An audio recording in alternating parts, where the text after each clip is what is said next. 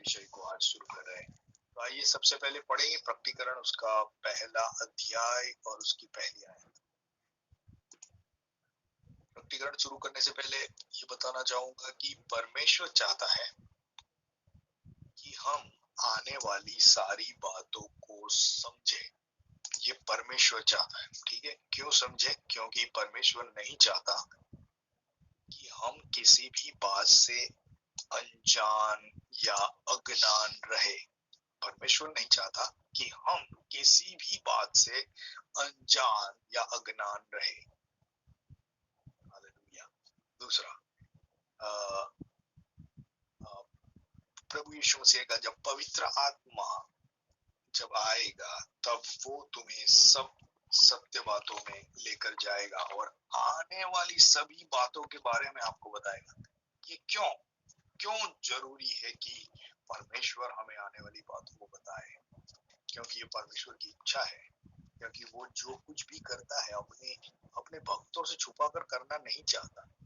जब उसने सदोम गमोरा का नाश किया, उसने इब्राहिम को आकर बताया कि मैं नाश करने जा रहा हूं। क्यों बताया? परमेश्वर। क्यों जरूरी था इब्राहिम को बताना? क्योंकि वो कहता है कि मैं जो करने जा रहा हूँ क्या मैं अपने सेवक से छुपाऊं? हालेलुया। तो हमारा परमेश्वर हमसे बहुत प्यार करता है और वो ये कहता है कि क्या मैं उससे छुपाऊं? नहीं। इसलिए वो आकर पर्सनली आकर उससे बात करता है, उनसे कहता है कि अब मैं सदोम और गमोरा का नाश करने जा रहा हूँ। और दूसरा भी एक विषय था जो सदोम गमोरा से जुड़ा हुआ था इब्राहिम के जीवन के लिए, वो था लोट और उसका परिवार वहां पर रहता था और उसका रिश्तेदार वहां पर रहता था और इसलिए भी बताना जरूरी था। और प्रभु ने बताया, प्रभु यीशु मसीह हमसे भी ये कहता है कि पवित्र आत्मा जब तुम पर आएगा, हम पढ़ ही लेते हैं इस आयत को।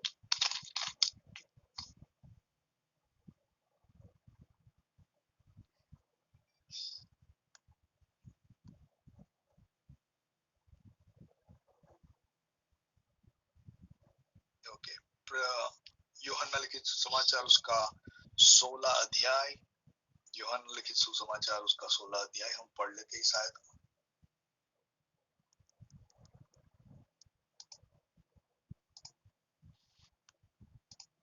16 अध्याय और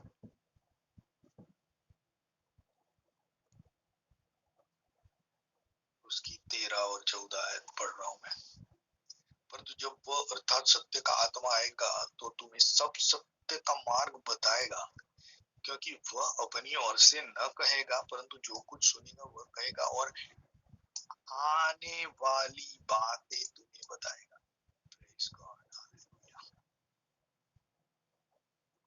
आने वाली बातें यानी भविष्य में होने वाली बातें जो भी है बताता है, जिसके लिए जो जरूरी है वो बताता है। हालेलुया। कई बड़ी घटनाओं के बारे में परमेश्वर बताता है, हमारे जीवन से जुड़ी हुई बातों के बारे में परमेश्वर बताता है, कोई जीवन से जुड़े हुए खास व्यक्तियों के बारे में अगर कोई बड़ी घटना घटने वाली है परमेश्वर बताता है। हालेलुया।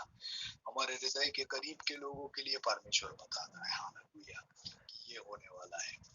और परमेश्वर जो बताता है उसमें एक धागा भी इधर या उधर नहीं होता। हालेलुया। परमेश्वर जो बताता है एकदम कंप्लीटली परफेक्ट वैसा ही होता है। तो ये परमेश्वर की वाणी है। और दूसरी भी एक आयत यहाँ पर मैं पढ़ूंगा।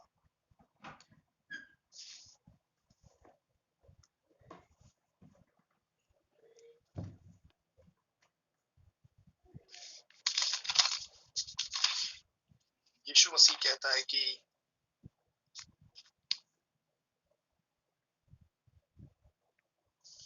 ओके, 15 अध्याय और उसकी 15 अध्याय और उसकी 14 आयत, यूहन्ना लिखित सुसमाचार 15 अध्याय और उसकी 14 आयत पढ़ रहा हूं मैं यहाँ पर।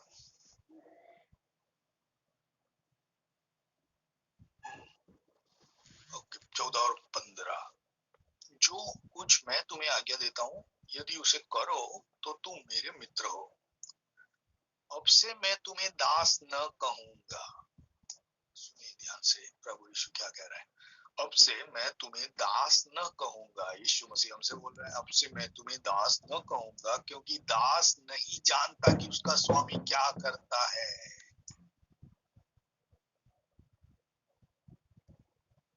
दास नहीं जानता कि स्वामी क्या करता है, परंतु मैंने तुमसे मित्र कहा है, क्योंकि मैंने जो बातें अपने पिता से सुनी वे तुम्हें बता दी। मैंने जो बातें पिता से सुनी वे तुम्हें बता दी। यानी मैं तुम्हें अब दास नहीं समझ रहा हूँ, मैं तुम्हें मित्र कह रहा हूँ, क्योंकि दास नहीं जानता स्वामी क्या कर रहा है। हालेलुया। मालिक क्या करने वाला है दास को बताया नहीं जाता है, परंतु बच्चों को परमेश्वर बताता है, अपने संतानों को परमेश्वर बताता है कि क्या करने जाने वाला है। हालेलुया। तो परमेश्वर चाहता है कि हम सब बातों को जाने, इसी कारण प्रकटीकरण किताब कलीसिया को दी गई है। इसी कारण कलीसिया को परमेश्वर प्रकटीकरण किताब दे रहा है। ठीक है, आइए अब शुरू करेंगे प्रकटीकरण, और शुरुआत करते हैं। आज प्रकटीकरण प्रवेश करते प्रकटीकरण सबसे पहली आयत पढ़ रहे हैं हम सीधे चले जाएंगे प्रकटीकरण का पहला अध्याय और उसकी पहली आयत, इसे समझने की कोशिश। सबसे पहले प्रकटीकरण चीज क्या है, प्रकटीकरण किताब क्या है, हम इसे समझेंगे। तो प्रकटीकरण क्या है, प्रकटीकरण किसे मिला, यूहन्ना को मिला? नहीं, प्रकटीकरण यूहन्ना को नहीं मिला है, प्रकटीकरण प्रभु यीशु मसीह को मिला है। Praise God, hallelujah. कई लोग ये समझते हैं कि प्रकटीकरण यूहन्ना को मिला, यूहन्ना को नहीं मिला, यूहन्ना को दिया गया है, परंतु प्रकटीकरण मिला है प्रभु यीशु मसीह को। प्रभु यीशु मसीह को इन बातों की जानकारी मिली पिता की ओर से, और इस कारण यह कहा जाता है यीशु मसीह का प्रकाशित वाक्य, यीशु ख्रिस्त नु प्रकटीकरण, received by Jesus Christ, received by Jesus Christ, यीशु मसीह ने प्राप्त किया। यीशु मसीह ने किसकी ओर से प्राप्त किया? परमेश्वर की ओर से। ओके, ठीक है, इस पहली आयत को पढ़ते हैं। यीशु मसीह का प्रकाशित वाक्य जो उसे परमेश्वर ने इसलिए दिया, किसने दिया उसे? परमेश्वर ने दिया, उसके पिता ने दिया, और एक कारण से दिया। फिर से पढ़े, यीशु मसीह का प्रकाशित वाक्य जो उसे परमेश्वर ने इसलिए दिया कि अपने दासों को वे बता दे। हालेलुया, प्रेज गॉड, प्रभु की स्तुति हो। तो यीशु मसीह को पिता इस कारण ये किताब की बातें बता रहा है कि वे अपने दासों को वे बता दे बातें जिनका सिद्ध होना अवश्य है, दिखाए। ये हमारे पिता की महानता है कि आने वाले हर एक बातों से वो हमें आगाह करता है। और आज संसार में सिर्फ मसीही लोग ये है कि इनको पता है कि क्या होने वाला है, आगे जाकर क्या होने वाला है पता है। अब आगे क्या होने वाला है सिर्फ मसीही लोग जानते हैं, सिर्फ मसीही लोगों को पता है अंत तक की सारी बातें। परमेश्वर का राज्य पृथ्वी पर स्थापित होने वाला है, ये मसीह लोगों को छोड़कर और कोई नहीं जानता।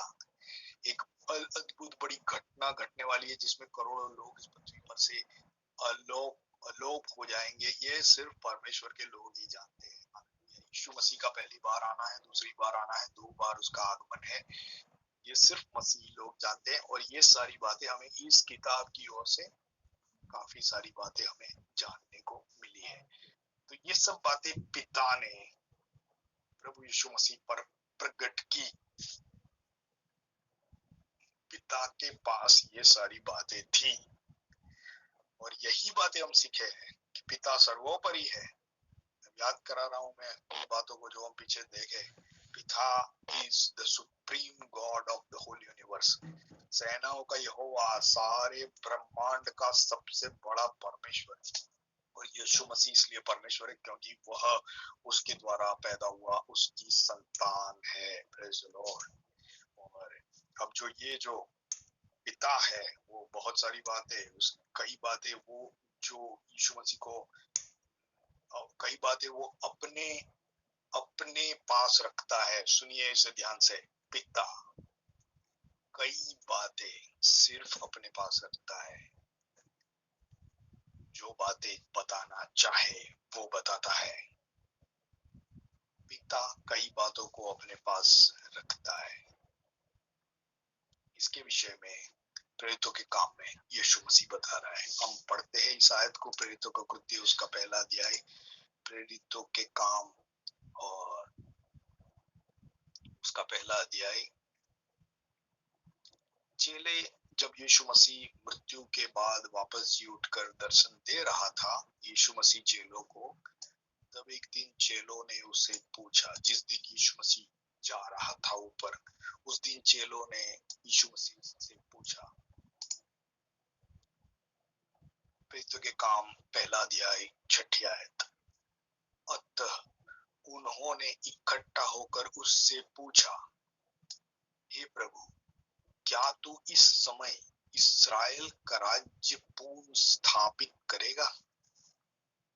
अब हमें ये लग रहा है कि तू इस्राएल का राज्य स्थापित कर देगा, क्योंकि तू पुनर्जीवित हो चुका है और तू हमको दिखाई दे रहा है। तो चेले बहुत सारे सवालों में आ चुके थे कि अब क्या होने वाला है, क्या अभी इसी समय इस्राएल का साम्राज्य स्थापित हो जाएगा सारे विश्व पर? तो उन्होंने पूछा प्रभु से, हे प्रभु, क्या तू इस समय इस्राएल का राज्य पूर्ण स्थापित करेगा? यीशु ने कहा, उसने उनसे कहा, उन समयों या कालों को जानना जिनको पिता ने अपने ही अधिकार में रखा है, प्रेज़ द लॉर्ड, तुम्हारा काम नहीं। Praise the Lord, hallelujah. देखिए यहाँ पर यीशु मसीह कहता है कि उन समयों या कालों को, इस समयों विषय के जेने देवे पोताना अधिकार में राख्यो छे। हम जिस विषय पर अभी बात कर रहे हैं कि कुछ बातें परमेश्वर पिता अपने अधिकार में रखता है, हम उस विषय पर बात कर रहे हैं, ठीक है। उसी विषय पर मैं ये आयत अभी आपके सामने पेश कर रहा हूँ। उसने उनसे कहा, उन समयों या कालों जिनको पिता ने अपने ही अधिकार में रखा है, ये पुत्र को भी नहीं बताया। उन बातों को जानना तुम्हारा काम नहीं। तुम्हारा काम क्या है? जाओ जाकर सुसमाचार प्रचार करो, ठीक है। कुछ बातें जानना हमारा काम है, कुछ बातें जानना हमारा काम नहीं है। Praise the Lord. तो जो बातें जानना हमारा काम नहीं है उसे जानने की हम कोशिश न करें, क्योंकि ये जो बातें थी वो आने वाले समय में कब परमेश्वर का राज्य स्थापित होगा उसके विषय में चेले पूछ रहे थे कि इस्राएल का राज्य कब स्थापित होगा। इस्राएल का राज्य जब इस्राएल का महाराजा प्रभु यीशु मसीह आएगा तब स्थापित होगा। और वो कब आएगा ये बात तो प्रभु पिता ने अपने ही पास रखी हुई है। यीशु मसीह को भी पता नहीं कि मुझे कब वापस जाना है। Praise the Lord. ठीक है, तो मैं आशा रखता हूँ आप इतनी बातें समझे। वापस आ जाते हैं अपने किताब पर, प्रकटीकरण का पुस्तक और उसका पहला अध्याय। ठीक है, तो एक बात यहाँ पर साफ हो रही है कि कुछ बातें पिता अपने ही पास रखता है। ठीक है, इस प्रकटीकरण की किताब में जो बातें हमें खोलकर बताई गई है वो बातें पिता के पास एक स्क्रॉल में लपेटकर उसे बांधकर 7 सील से सील किया हुआ था। गुजराती में कहवाय छे ओडियो, हिंदी के लिए उसका शब्द मेरे पास अभी नहीं है, परंतु उसे अंग्रेजी में स्क्रॉल बोलते हैं। लेदर का पट्टा जिस पर बातें लिखकर उसे रोल करके उसे डोरी से बांधकर उसे सील किया जाता है। तो ऐसा एक ओडियो जो परमेश्वर पिता के हाथ में था उसे लेकर 7 सील से उसे सील किया है। और वो ओडियो लेवाने तथा तेनी मुद्रा तोड़वाने कोई शक्तिमान न तो। और यीशु मसीह वो काबिल ठहरा क्योंकि वो पिता की सारी आज्ञाओं को पूरा करते हुए अपने जीवन का पवित्र बलिदान परमेश्वर को चढ़ाकर परमेश्वर की उपस्थिति में आया है और वह अब योग्य है। यूहन्ना रो पड़ा था जब उसने देखा कि कोई इसे लेकर खोलने के लिए योग्य नहीं है। तब यूहन्ना रो पड़ा। एक वडील ने उसे कहा, क्यों रो रहा है? यहूदा के कुળ का सिंह जो विजयी हुआ है, તે ઓળિયું લેવાને તેની 7 મુદ્રા તોડવાને વિજયી થયો છે। और यीशु मसीह उसको पिता के हाथ से लेने के लिए काबिल ठहरा, और वो उसने उस 7 मुद्रा को उसने खोलकर जो बातें उसमें लिखी थी वो सारी भविष्य की बातें थी जो पिता ने अपने पास गुप्त रखी थी। उन बातों को उसने पढ़ा और उसने उन बातों को यूहन्ना पर प्रकट किया कि यूहन्ना कलीसिया को बताए। हालेलुया। तो ठीक है, तो ये बातें गुप्त थी।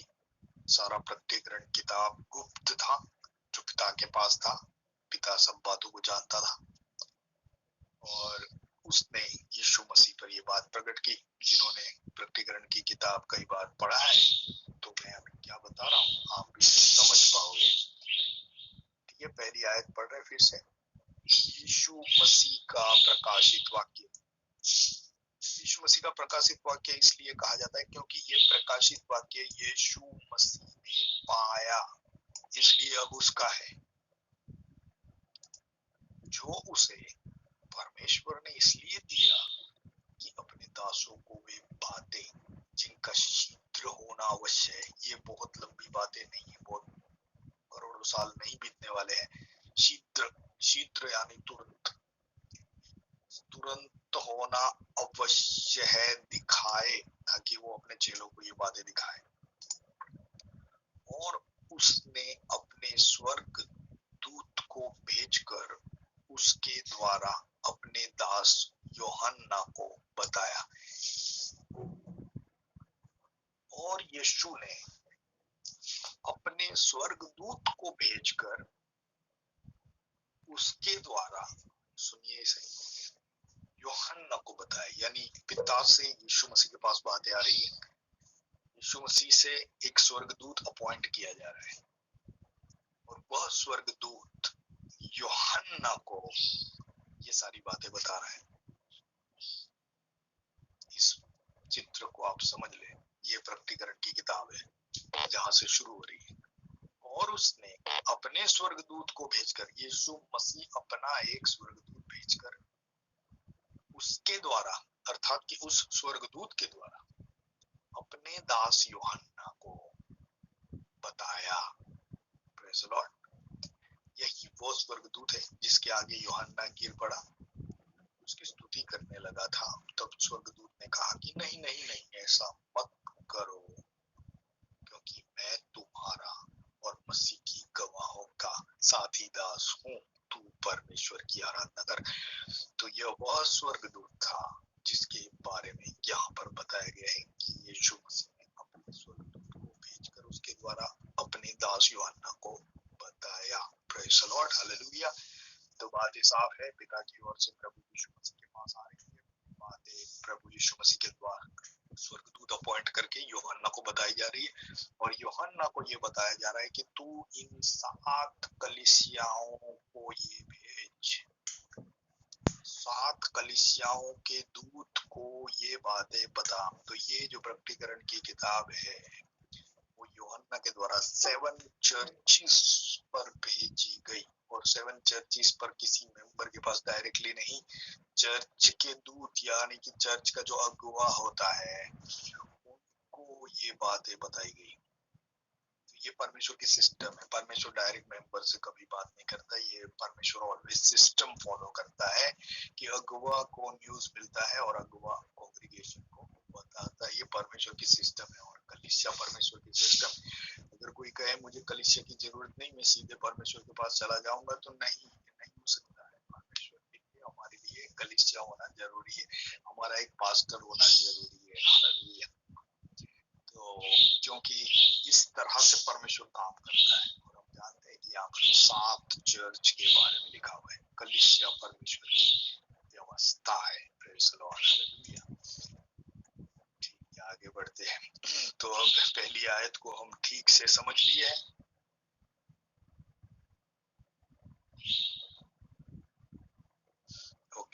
यूहन्ना को बताया, जिसने परमेश्वर के वचन और यीशु मसीह की गवाही, अर्थात जो कुछ उसने देखा था उसकी गवाही दी। अब ये गवाह कौन है? यूहन्ना इस बातों का गवाह है।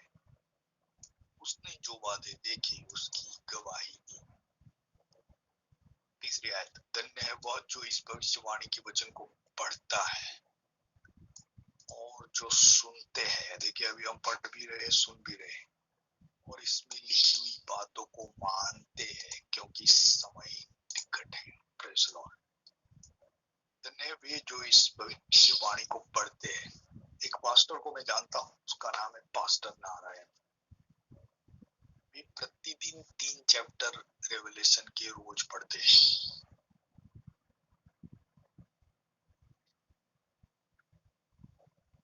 प्रतिदिन प्रकटीकरण के 3 चैप्टर पढ़ते हैं, और उनको एक बार पूछा गया कि आप रोज प्रकटीकरण क्यों पढ़ रहे हो? तब उन्होंने बताया कि ऐसा लिखा हुआ है, धन्य वे जो इसको पढ़ते हैं, इसलिए मैं रोज प्रकटीकरण पढ़ता हूँ। Praise the Lord. तो 7 दिन में, एक हफ्ते में वो प्रकटीकरण किताब पूरा करते हैं। 7 दिन 3 चैप्टर, 21 चैप्टर हो जाते हैं, और 7वें दिन वे 4 चैप्टर पढ़ लेते हैं, तो 22 अध्याय प्रकटीकरण के पूरे हो जाते हैं। तो प्रति हफ्ता वो प्रकटीकरण का किताब पढ़ते हैं, क्योंकि उनका मानना यह है कि वचन लिखा हुआ है, धन्य है वो जो इस भविष्यवाणी के वचन को पढ़ता है और जो सुनता है और इसमें लिखी हुई बातों को मानता है। क्यों? क्योंकि समय निकट है। प्रकटीकरण किताब कौन पढ़ेगा? जो आने वाली बातों के लिए सतेज रहना चाहता है, जो आने वाली बातों के लिए प्रिपेयर्ड रहना चाहता है। हालेलुया। जो उन 5 सोई हुई कलीसिया जो उठकर अपने पास तेल नहीं है, ऐसी नहीं, परंतु जिनके पास मशालों को तैयार करती है, वैसी कलीसिया बनना चाहते हैं। वैसे लोग अपने को परमेश्वर के वचन के पास रखते हैं, संगति के पास रखते हैं, और वैसे लोग परमेश्वर के वचन। तो मैं प्रभु की स्तुति करता हूँ कि ये बातें हम पर प्रकट हुई है। आइए आगे पढ़ते हैं। तो ये तीसरी आयत हम पढ़े, धन्य है इस भविष्य की वाणी को जो पढ़ता है, सुनता है, और तीसरा मानता है। हमें मानना होगा कि ये सारी बातें होने वाली है, क्योंकि बाइबल की सारी भविष्यवाणियां पूरी हो रही है। करीब 2000 भविष्यवाणियां पूरी हो चुकी है, कुछ बातें बाकी है जो प्रकटीकरण। यूहन्ना की ओर से, चौथी आयत, यूहन्ना की ओर से आसिया की 7 कलीसियाओं के नाम। किसी पर्सनल व्यक्ति के नाम नहीं है, यानी कोई पर्सनल व्यक्ति या किसी एक व्यक्ति पर ये बातें नहीं भेजी गई है, ये बातें कलीसिया पर भेजी गई है। यूहन्ना की ओर से आसिया की। अब यहाँ पे हमारे लिए आनंद की बात यह है, ये 7 कलीसिया आसिया, आसिया अर्थात एशिया, एशिया अर्थात जहाँ पर हम पैदा हुए, इंडिया, ठीक है, India is in Asia, Israel is in Asia. Israel आसिया में है, इंडिया आसिया में है, पाकिस्तान, अफगानिस्तान, ये सारी बातें, श्रीलंका, नेपाल, बांग्लादेश, सब कुछ एशिया में है। ये जो 7 कलीसियाएं हैं, ये 7 कलीसिया आसिया के है, और परमेश्वर उन 7 कलीसियाओं पर ये बातें भेज रहा है। यूहन्ना, चौथी आयत, फिर से एक बार, थोड़ा और एक हिस्सा बाकी है। यूहन्ना की ओर से आसिया की 7 कलीसियाओं के नाम, उसकी ओर से जो था और जो आने वाला है, और उन 7 आत्माओं की ओर से जो सिंहासन के सामने है। हालेलुया। जो है और जो आने वाला है। यूहन्ना की ओर से आसिया की 7 कलीसियाओं के नाम, और जो है, जो था और जो आने वाला है। ये यीशु मसीह के बारे में लिखा हुआ है। जो है, जो था, यीशु मसीह ने कहा आदि में वचन था, वचन परमेश्वर के साथ था। यीशु मसीह आज है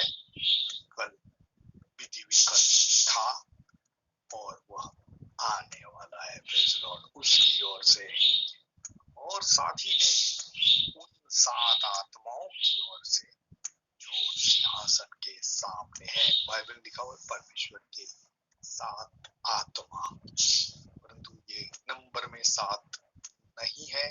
परमेश्वर का एक ही आत्मा है, परंतु उसके 7 कामों के बारे में यहाँ पर लिखा गया है। चौथी आयत में जो 7 आत्मा लिखे गए हैं, ये 7 आत्मा के बारे में यशाया 11 अध्याय और पहली दूसरी आयत में इन 7 आत्माओं का वर्णन किया गया है। आत्मा तो एक नो एक, ऐसा प्रकटीकरण में लिखा गया है। आत्मा के काम अनेक,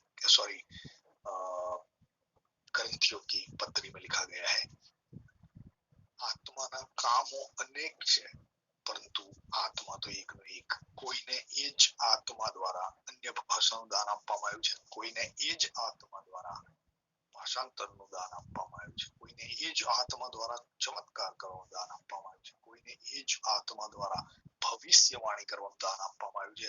કામો અનેક પ્રકારના છે, काम अनेक प्रकार से है, अलग अलग काम, परंतु कार्य करने वाला एक ही आत्मा है, समझ लिखा हुआ है। वैसे यहाँ पर जो 7 आत्मा के बारे में बताया गया है, वो यशाया प्रभु की किताब पढ़ी लेंगे शायद को, ताकि हम 7 आत्मा को ठीक से समझ पाए।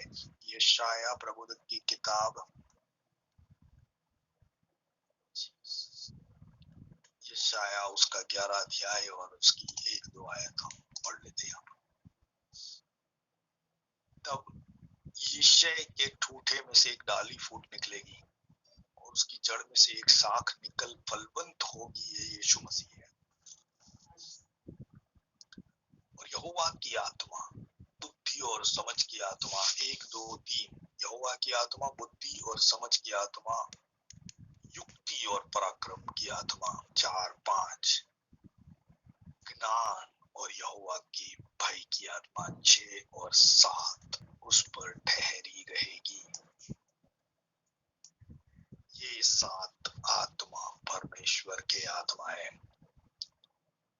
और इन्हें 7 आत्मा कहा जाता है, परंतु आत्मा तो एक ही है, काम अनेक है। ये सारी बातें एक ही आत्मा में है, परंतु ये 7 अलग अलग बातें होने के कारण बुद्धि, ज्ञान, पराक्रम, विवेक, बुद्धि, समझ, ये सारे अलग अलग काम है, इसलिए इसे 7 आत्मा कहा जाता है, परंतु आत्मा तो परमेश्वर का एक ही है। Praise the Lord, hallelujah. तो यहाँ पर हम 7 आत्मा को समझ रहे हैं।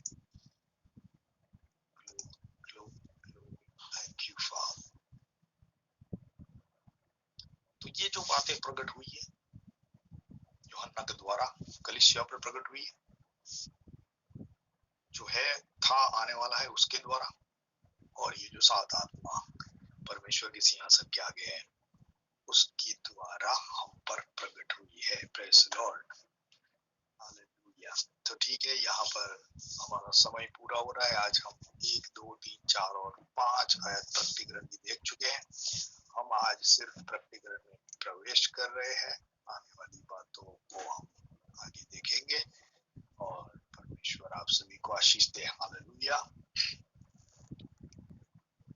Thank you Jesus. तो आज ये हम सीखे हैं कि प्रकटीकरण किताब प्रभु यीशु मसीह को दी गई है। यीशु मसीह ने उसे अपने ही बल पर प्राप्त किया, वो योग्य ठहरा कि परमेश्वर ने इन बातों को उस पर प्रकट किया और हमें अंत तक की सारी बातें पता चली। इन शॉर्ट प्रकटीकरण के बारे में और थोड़ी सी बातें बताकर यहाँ पर मैं आज का संदेश पूरा कर रहा हूँ।